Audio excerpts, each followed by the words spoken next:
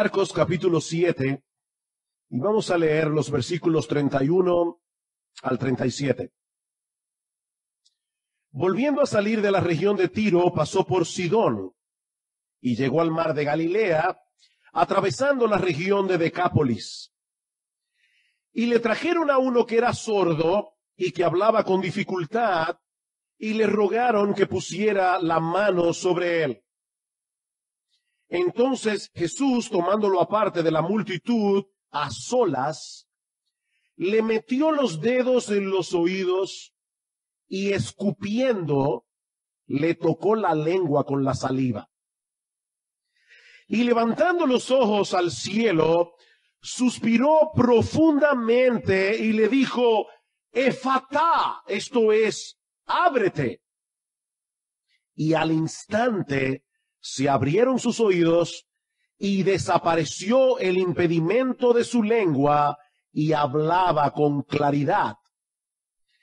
Y Jesús les ordenó que a nadie se lo dijeran, pero mientras más se lo ordenaba, tanto más ellos lo proclamaban. Y se asombraron en gran manera diciendo, y aquí está el título de mi sermón de hoy, todo lo ha hecho bien. Aún a los sordos hace oír y a los mudos hablar. Para aquellos que nos visitan en esta mañana, déjenme ponerlos en contexto. Desde hace ya varios meses hemos estado estudiando el Evangelio de Marcos. Y este Evangelio es una especie de biografía teológica del Señor Jesucristo. Lo que esto quiere decir es que Marcos no tenía la intención de escribir una historia detallada y cronológica de la vida y ministerio de Jesús, sino que él seleccionó algunos eventos clave con el propósito de presentarlo como el rey que se hace siervo para dar su vida en rescate por muchos. Es por eso que Marcos pasa por alto toda la niñez, toda la juventud del Señor y los primeros meses de su ministerio y comienza su evangelio enfocando la labor que él llevó a cabo durante todo un año en la región de Galilea, que estaba más al norte del territorio de Israel. Luego de ese ministerio que duró unos 12 meses en Galilea, el Señor regresó a la región de Judea, Jerusalén y el templo, donde pocos días después iba a dar su vida en la cruz del Calvario. Esa es la parte que veremos cuando lleguemos al capítulo 10 del Evangelio de Marcos. Pero entre su ministerio en Galilea y su partida hacia Judea, Marcos nos dice en el capítulo 7, versículo 24, que el Señor salió por un tiempo del territorio de Israel para internarse en la región de Tiro, donde se encuentra actualmente la nación del Líbano. Es decir, un territorio gentil, no judío. Es en ese contexto que ocurre el encuentro con la mujer sirofenicia que nosotros vimos la semana pasada y el milagro que veremos en la mañana de hoy y que, por cierto, solo se encuentra en el Evangelio de Marcos. Y al igual que hicimos con el mensaje anterior, vamos a dividir esta narrativa en varias escenas. La primera se encuentra en el versículo 31 y es una escena que yo he titulado Un movimiento estratégico. Vean una vez más el versículo 31. Volviendo a salir de la región de Tiro, pasó por Sidón y llegó al mar de Galilea, atravesando la región de Decápolis. Yo no sé cuántos de ustedes saben que nuestras Biblias normalmente traen un juego de mapas al final. No lo busquen ahora. Pero si ustedes buscan en un mapa lo que Marcos está describiendo aquí, se van a dar cuenta que es un largo recorrido. Sidón se encontraba a unos 30 kilómetros más al norte de Tiro, es decir, que el Señor y sus discípulos se internaron todavía más en territorio gentil. Desde Sidón regresan al mar de Galilea. Pero Marcos dice que en vez de penetrar en la tierra de Israel, el Señor decide bordear el mar de Galilea y llegar hasta Decápolis, que era un grupo de ciudades ocupadas mayormente por gentiles, por no judíos, y que llegó a ser un bastión de la cultura greco-romana, justo al lado en la frontera de Israel. Ahora, el versículo 31 se lee muy rápido en nuestra Biblia. Te lleva menos de 5 segundos leerlo. Pero mis hermanos y amigos, yo quiero hacerles conscientes en esta mañana de que estamos hablando de un recorrido de unos 190 kilómetros, es decir, la distancia que hay entre Santo Domingo y Punta Cana. Recordando que estamos hablando de un recorrido hecho por carreteras poco transitables, teniendo que atravesar en ocasiones por terrenos montañosos. Este es un viaje, el que Marcos describe en el versículo 31, que de ninguna manera pudo haberse hecho en un periodo no menor de 2 o 3 meses de caminata. Y la pregunta es, ¿qué estuvo haciendo el Señor durante todo ese tiempo? Bueno, nosotros no lo sabemos con certeza, pero seguramente Él estaba entrenando a los apóstoles para la labor que ellos iban a llevar a cabo después de su muerte y de su resurrección. Ese periodo en la región de Tiro y de Sidón y luego en Decápolis fue una especie de seminario intensivo para este grupo de hombres que iban a tener sobre sus hombros la extraordinaria labor del establecimiento de la iglesia. Por otra parte, es muy probable que el Señor haya evitado adrede internarse de nuevo en la región de Galilea para evitar un enfrentamiento prematuro con los líderes religiosos de Israel. De hecho, dice en Juan capítulo 4, versículos 1 al 3, que lo que motivó a Jesús a dejar la región de Judea para irse a Galilea fue precisamente evitar esta confrontación antes de tiempo. Y ahora está ocurriendo lo mismo en Galilea. Y mis hermanos, si hay algo claro en la vida del Señor Jesucristo, es que no había en Él un átomo de cobardía. Pero Jesús sabía cuándo era el momento de confrontar y cuándo era el momento de evitar la confrontación, porque toda su vida se movía hacia una meta que había sido trazada de acuerdo a la perfecta voluntad de Dios. Unas semanas más tarde, el Señor iba a dirigirse a Jerusalén para morir en una cruz por nuestros pecados. Pero eso debía ocurrir en el momento preciso, ni un día antes, ni un día después. De manera que es en Decápolis donde ocurre el milagro que encontramos en los versículos 32 al 35. Y eso nos lleva a la segunda escena de este relato y que yo he titulado Un milagro de sanidad que revela el poder, la sabiduría y la compasión de Jesús. Un milagro de sanidad que revela el poder, la sabiduría y la compasión de Jesús. Como yo decía hace un momento, este es un milagro exclusivo del Evangelio de Marcos. En el pasaje paralelo del Evangelio de Mateo, dice que en esta ocasión grandes multitudes vinieron a él, trayendo consigo cojos, lisiados, ciegos, mudos y muchos otros enfermos, y los pusieron a sus pies y él los sanó. Pero por alguna razón Marcos quiso destacar únicamente este milagro en particular. Dice en el versículo 32 que unas personas trajeron delante de Jesús a uno que era sordo y que hablaba con dificultad. El texto no señala cuál era la relación de estos individuos con la persona enferma, ni por qué tuvieron que llevarlo hasta Jesús. Pero ellos hicieron con este hombre enfermo exactamente lo que ellos debían hacer. Y mis hermanos, yo creo que hay una lección aquí. Indirectamente.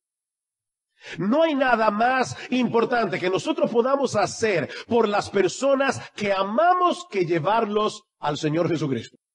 Nosotros no tenemos nada más precioso, nosotros no tenemos nada más valioso que dar a las personas que nosotros amamos, llevarlos a Jesús. ¿Y cómo hacemos eso en el día de hoy? Porque Jesús no está físicamente entre nosotros a través de la exposición del Evangelio. Porque es a través del Evangelio que las personas pueden llegar a conocer a Jesús. Es allí donde Él se revela, dice Pablo en 2 Corintios capítulo 4, versículo 4. Así que si tú quieres llevar a las personas a Jesús, procura de alguna manera que se expongan al Evangelio. Este hombre era sordo, dice el texto. Y probablemente por esa misma razón hablaba con dificultad. Y la palabra que Marcos usa aquí es bien extraña. De hecho, esta palabra solo aparece 2 veces en toda la Biblia.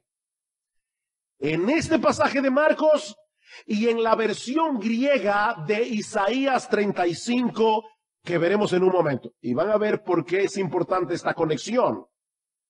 Porque muchos comentaristas entienden que Marcos usó esta palabra tan extraña por una razón en particular. Pero antes, mis hermanos, yo quiero que ustedes noten de nuevo lo que Jesús hace con este hombre. Primero se lo lleva aparte, dice en el versículo 33. Lejos de la multitud, para poder tratar con él en una forma más íntima, para poder tratar con este hombre en una forma más personal y probablemente para evitar que este individuo fuera expuesto ante la multitud como una especie de espectáculo. Jesús quiere que este hombre sepa que a él le importa. Que él no es una cara más entre cientos de caras. Mis hermanos, este hombre estaba acostumbrado a ser marginado. Los judíos veían a los sordos como personas que estaban bajo la maldición de Dios. Y entre los gentiles no era mejor. Eran personas burladas, eran personas maltratadas, eran personas marginadas. Pero el Señor le da importancia. El Señor se lo lleva aparte y le dirige a este hombre toda su atención. Y cuando ya están solos, Jesús hace algo bien extraño. Introduce sus dedos en los oídos de este hombre, luego escupe, toca su lengua y levanta los ojos al cielo. Y uno se pregunta, ¿qué es lo que el Señor está haciendo aquí? Miren, mis hermanos, en el Evangelio de Marcos hemos visto una y otra vez a Jesús llevando a cabo milagros extraordinarios sin muchos aspavientos. Es sorprendente la sencillez con la que el Señor hace las cosas. Se despierta de una barca en medio de una horrible tempestad y tranquilamente Jesús le dice al viento y al mar, calla, enmudece, como si fuera la cosa más natural del mundo. Y en un segundo el viento se calma y la agitación del mar desaparece por completo. Jesús no necesita ningún conjuro al estilo Harry Potter. Él no necesita hacer algo raro con las manos para que las cosas ocurran. Él simplemente dice, sánate y se acabó. Pero con este hombre sordo, su modo de operar es completamente distinto. Y la pregunta es, ¿por qué? Porque él está tratando de comunicarse con él en el único lenguaje que este hombre entiende. El lenguaje de señas. Eso es lo que nuestros hermanos hacen aquí cada domingo. Y mis hermanos, es increíblemente enternecedor ver cómo Jesús está tratando de introducirse en el mundo de este hombre, en ese mundo de silencio, para poder explicarle lo que él está a punto de hacer. Primero introduce sus dedos en sus oídos y luego los retira, probablemente para hacerle saber que él está a punto de quitar el bloqueo que le impide escuchar. Luego escupe y toca su lengua para decirle que él también va a quitar el bloqueo que le impide hablar con claridad. Finalmente Jesús mira hacia el cielo para hacerle saber a este hombre que el poder para sanarlo solo puede provenir de parte de Dios. Impresionante. En otras palabras, mis hermanos, Jesús no se está limitando a sanarlo. Jesús está mostrándole su compasión a un nivel mucho más profundo y al mismo tiempo le está dando la información que él necesita para que pueda depositar su fe en Dios.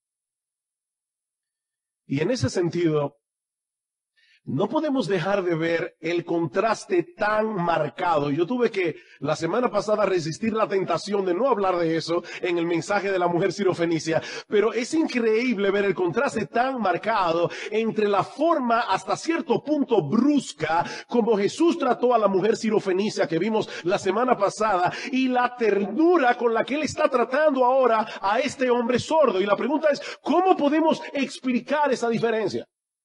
Esta mujer llega y le dice, mi hija está gravemente atormentada por un demonio, y Jesús ni caso le hace. Y los discípulos le dicen, por favor, Señor, hazle caso. Y él dice, no, no está bien quitar el pan de los hijos y dárselo a los perrillos. Pero a esta mujer, a este hombre, perdón, lo trata de una forma completamente distinta. Y la pregunta es, ¿por qué la diferencia? Muy sencillo.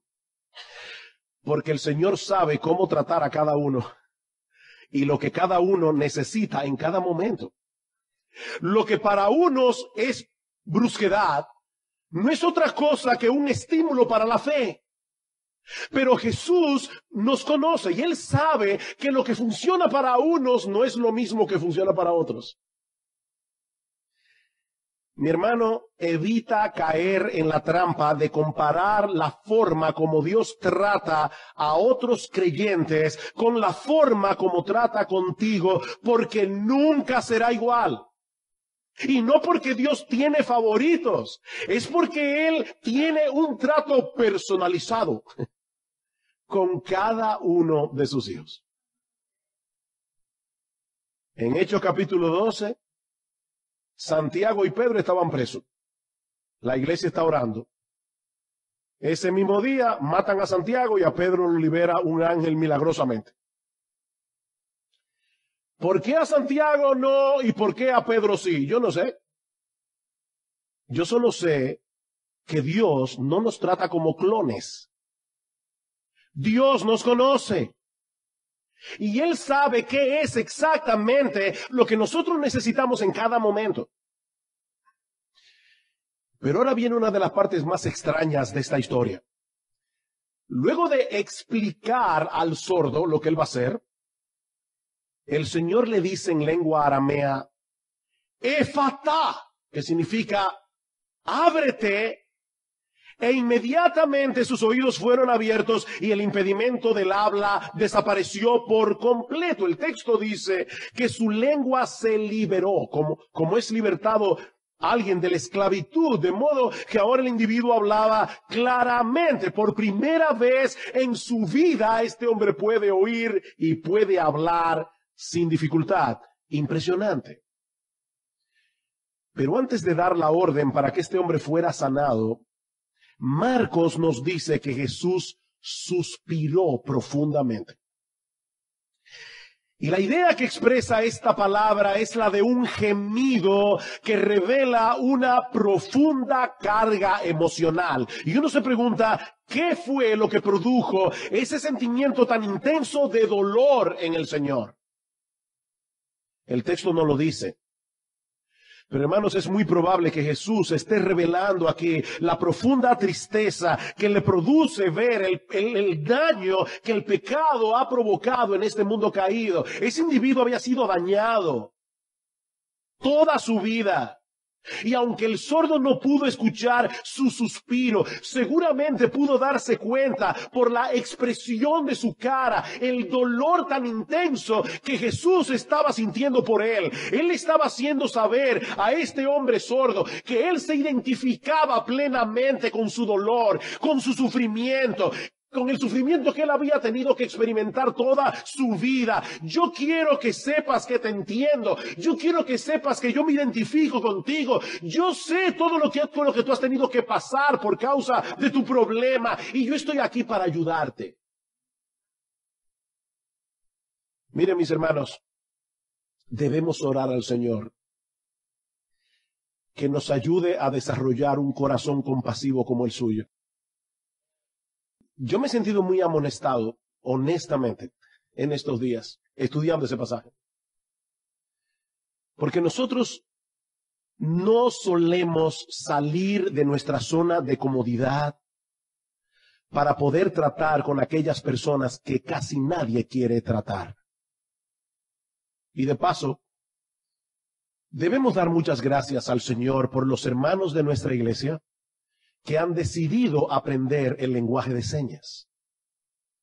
Hermanos que trabajan arduamente con aquellos que tienen dificultad para oír, para ver. Damos gracias al Señor por estos hermanos, por la compasión que han mostrado para que otros que están alrededor nuestro puedan escuchar el Evangelio. ¿Sabían ustedes que en América Latina, solamente en América Latina, hay unos 15 millones de sordos que necesitan el Evangelio, que necesitan oír las buenas nuevas de salvación? Mis hermanos, Jesús no vino al mundo como un sanador profesional. Jesús vino al mundo como un salvador.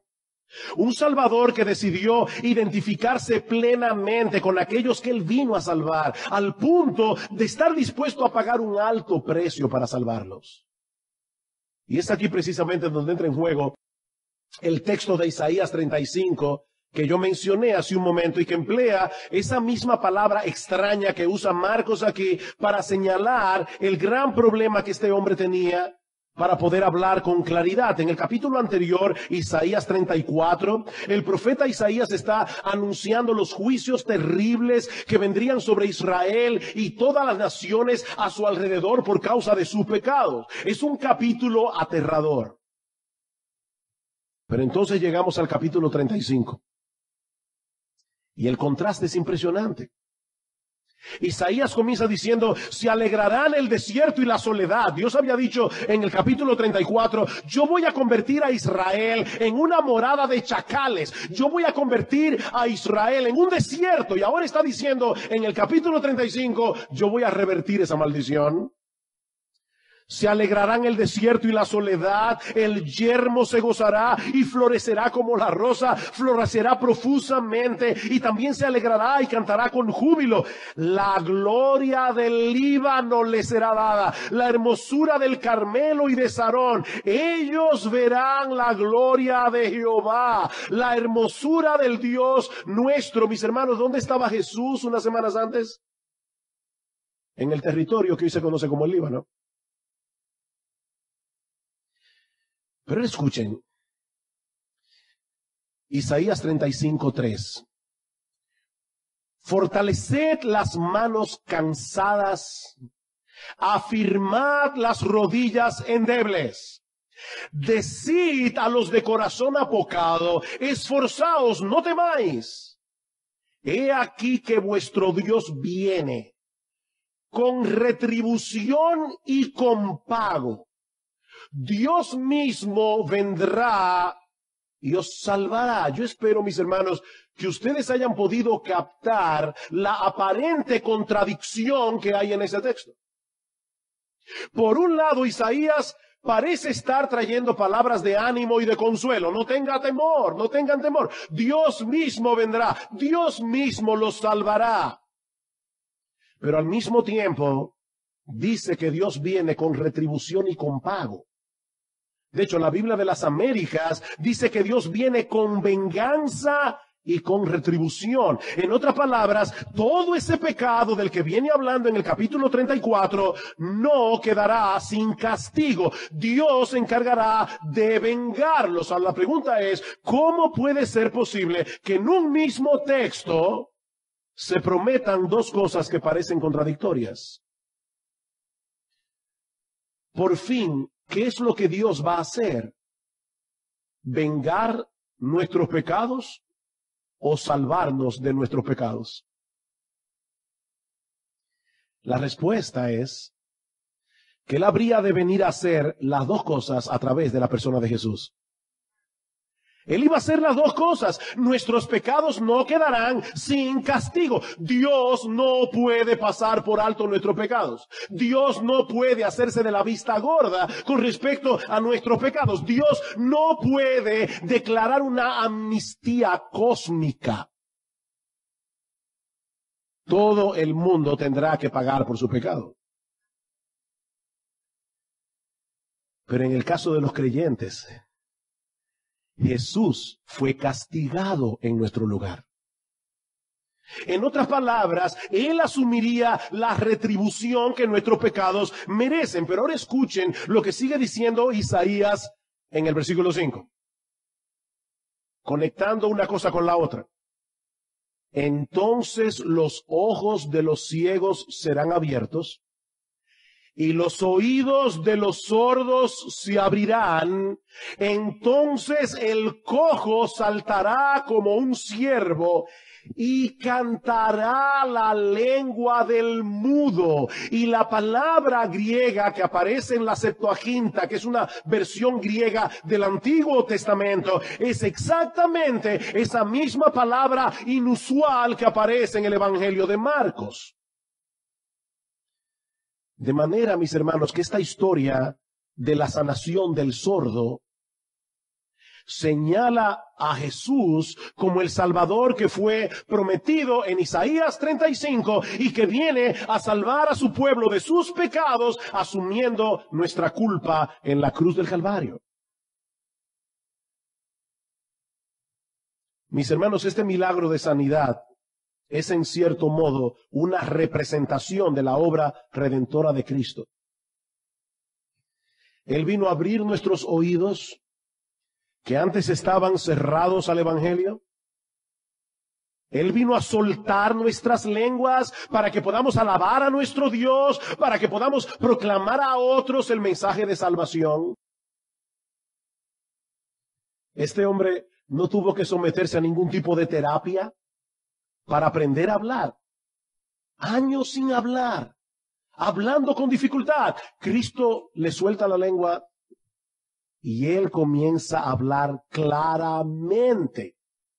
El milagro de Jesús fue instantáneo, el milagro de Jesús fue completo. Las palabras que salieron de los labios de Jesús fueron suficientes para que el sordo pudiera oír y para que este hombre pudiera hablar.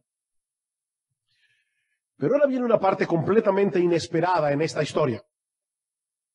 Una escena que yo he titulado Una extraña y sorprendente petición. Versículo 36. Y Jesús les ordenó que a nadie se lo dijeran.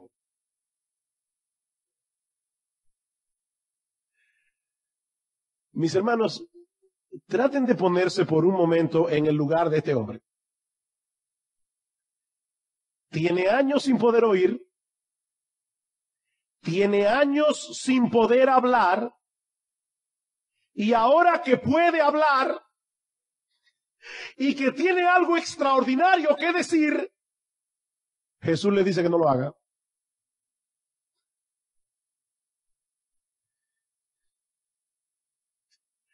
De verdad, hermanos, esto es raro. ¿Cómo es posible? ¿Cómo es posible que Jesús le pidiera a este hombre que no hablara ahora que podía hablar con claridad? Los que han seguido desde el principio esta serie de mensajes, tal vez se hayan dado cuenta que esa no es la primera vez que aparece un mandamiento como este en el Evangelio de Marcos. En Marcos capítulo 1, versículo 44, Jesús sana a un leproso. Y lo primero que Jesús le dice es, no le digas nada a nadie. Lo mismo vemos en Marcos 3:12, en Marcos 5:43, en Marcos 8:26. Mis hermanos, ¿por qué esta insistencia en que no dijeran a nadie lo que él hacía? Porque si lo hacían, la historia que iban a contar acerca de Jesús era una historia incompleta. Ellos podían hablar de los milagros de Jesús, pero ellos no tenían la menor idea de lo que Él realmente había venido a hacer. Dentro de unas semanas nosotros vamos a estudiar, si el Señor lo permite, Marcos capítulo 8, versículo 29, cuando el apóstol Pedro, estando en Cesarea de Filipo y en representación de todos los apóstoles, cuando Cristo pregunta: ¿quién dicen ustedes que soy yo?, Pedro le responde: tú eres el Cristo, el Hijo del Dios viviente. ¿Recuerdan eso? Dice en el versículo 30 que el Señor les advirtió severamente que no hablaran de Él a nadie,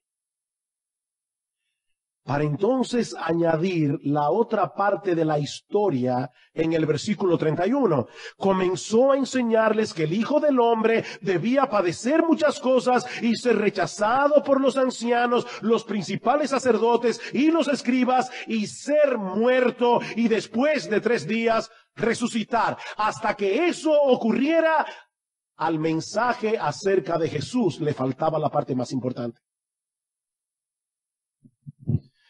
Mira, mi amigo, no es suficiente con que tú admires al Señor como un gran maestro de la palabra o como un hacedor de milagros. Porque Jesús no vino al mundo meramente para enseñar o meramente para sanar enfermedades. Jesús vino al mundo a morir en una cruz en lugar de pecadores, para luego resucitar al 3er día y demostrar así que Él era quien decía ser, y que el Padre había aceptado como buena y válida la obra redentora que Él había venido a hacer. Estos hombres en Decápolis, incluyendo al sordo que fue sanado, debieron tomar en serio el mandamiento de Jesús y no decirle nada a nadie de lo que había ocurrido, porque era imposible que la gente tuviera una idea correcta de la verdadera identidad de Jesús hasta después de su muerte y de su resurrección. Y podemos entender el entusiasmo de estos hombres, e incluso hasta cierto punto identificarnos con la desobediencia de ellos. De hecho, estaba pensando que probablemente si yo hubiera estado ahí, tal vez habría hecho exactamente lo mismo que ellos hicieron, pero sigue siendo desobediencia.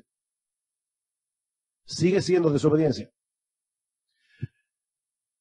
Mi hermano, escúchame esto. No importa si tú entiendes o no lo que Jesús te está mandando a hacer, hazlo así. Hazlo así. Él es que sabe. Él es que sabe. Ese no era el momento para publicar lo que Él había hecho. No vayan por ahí diciendo que yo soy un sanador de enfermedades, porque esa no es toda la historia. Ellos no tenían el evangelio completo que nosotros sí tenemos. El evangelio completo que ahora debemos proclamar a todo el mundo en todo lugar. Mis hermanos, no olviden que así como el Señor prohibió a estos hombres que hablaran a otros acerca de Él, a nosotros nos manda todo lo contrario. A nosotros nos ordena que vayamos a ser discípulos en todas las naciones, bautizándolos en el nombre del Padre y del Hijo y del Espíritu Santo, y enseñándoles a guardar todas las cosas que Él nos ha mandado. Ellos no debían hablar, nosotros sí tenemos que hablar. Nosotros tenemos el mensaje completo del evangelio, y ese mensaje debe ser proclamado para que los pecadores puedan llegar a conocer a Jesús. Pablo dice en 1 Corintios capítulo 1 versículo 21, agradó a Dios salvar a los creyentes por la locura de la predicación. Nadie podrá ser salvo a menos que escuche el mensaje del evangelio, y nadie escuchará a menos que alguien le predique. Ese es el deber y el privilegio que tú y yo tenemos de parte del Señor. Pero hay una escena más en este pasaje que veremos mucho más brevemente, pero que es el corazón de este mensaje. Una escena que yo he titulado Una alabanza apropiada para un Salvador extraordinario. Una alabanza apropiada para un Salvador extraordinario. ¿Por qué estos hombres no pudieron quedarse callados? Versículo 37. y se asombraron en gran manera, diciendo: todo lo ha hecho bien. Aún a los sordos hace oír y a los mudos hablar.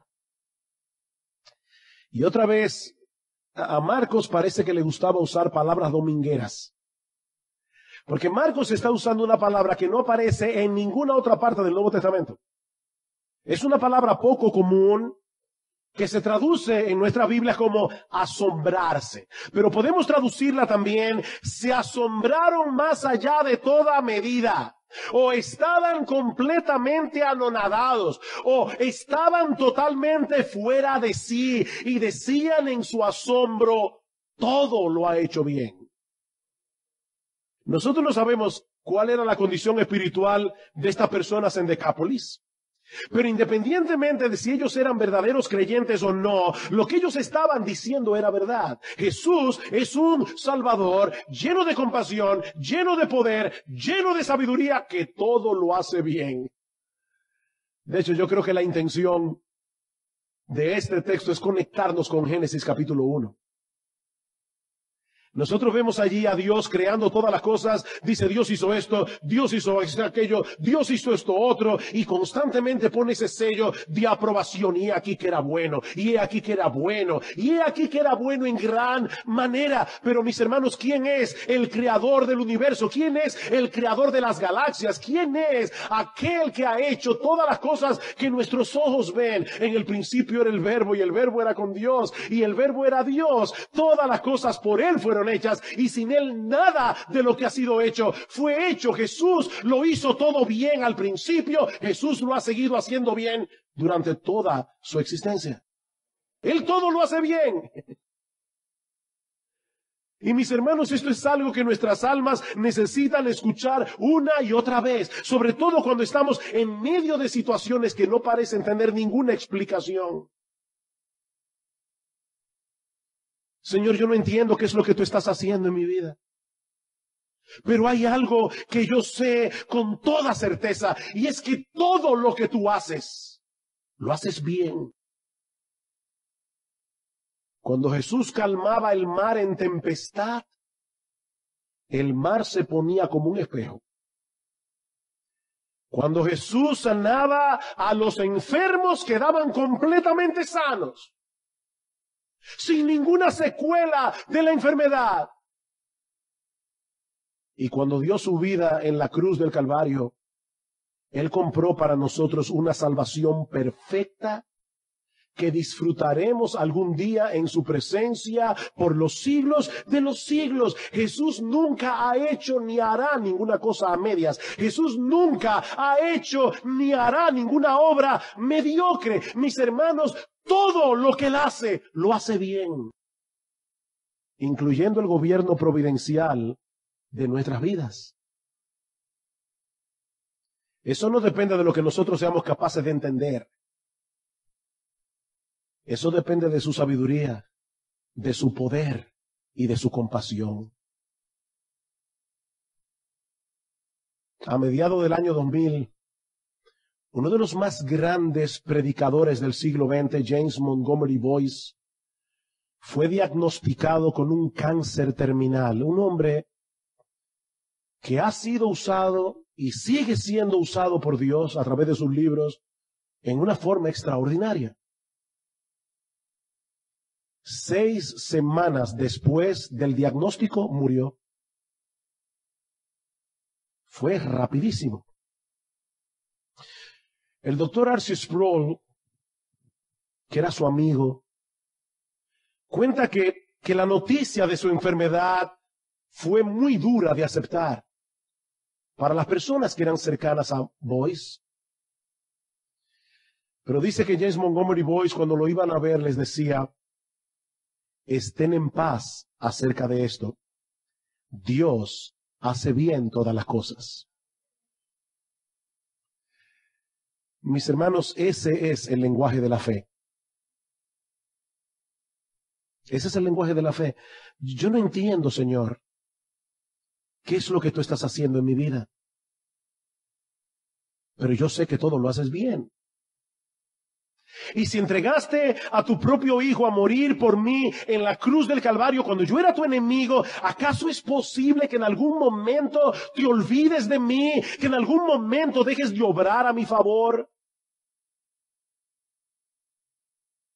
Mi hermano, recuerda, sobre todo cuando estés en medio de circunstancias muy confusas, que Él tiene información que tú no tienes, que Él puede hacer lo que tú no puedes hacer, y que Él te ama lo suficiente como para hacer no lo que tú quieres, sino lo que necesitas.